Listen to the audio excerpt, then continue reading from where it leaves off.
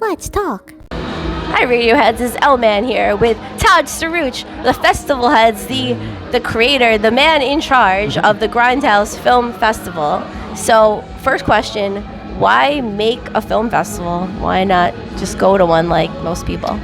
Well, I like to have creative control. Me too. And two, in the early day, it was just me. I wanted to do something that was a little bit different. I wanted to combine independent film with live entertainment.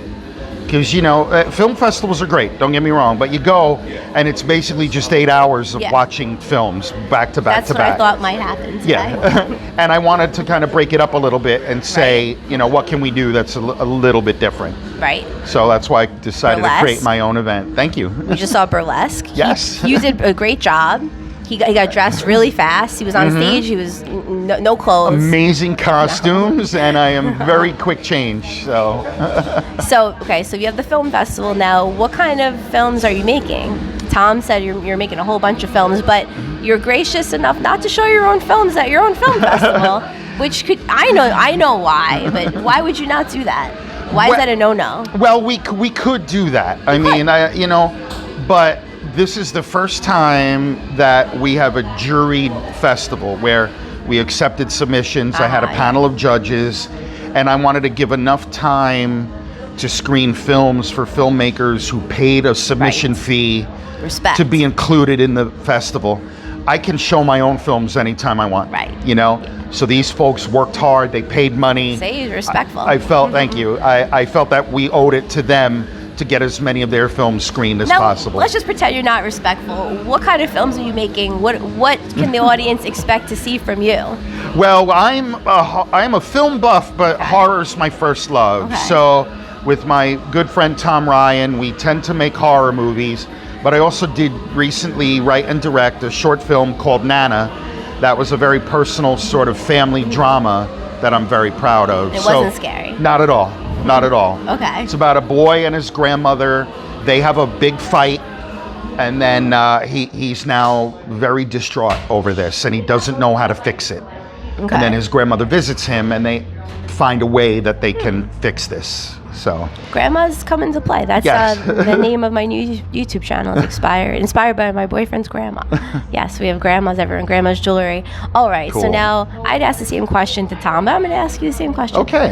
What are some things you see in film all the time, and you're just like, just stop? Can we just stop with this?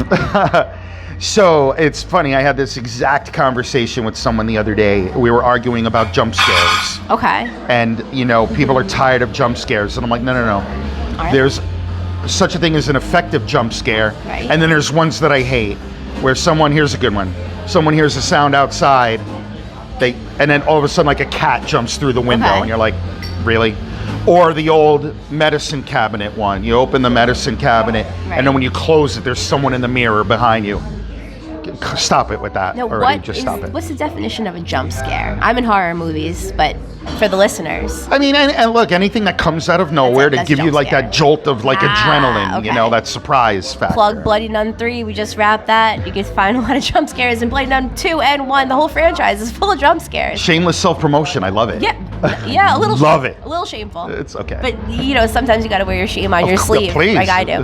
Now, what do you want to see more of?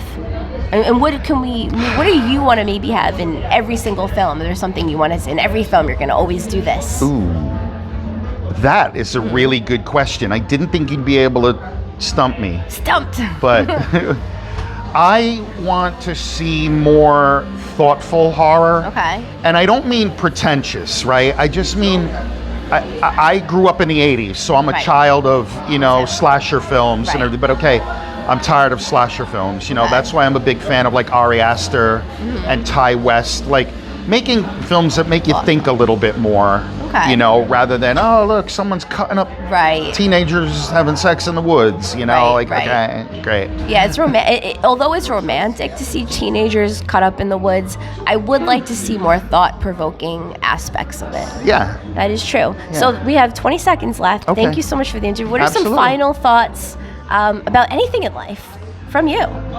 Listen, life is hard. It can be, So find something that you enjoy, and even if you're terrible at it in the beginning, just work hard and just follow your dreams. I know that's cliche, but okay.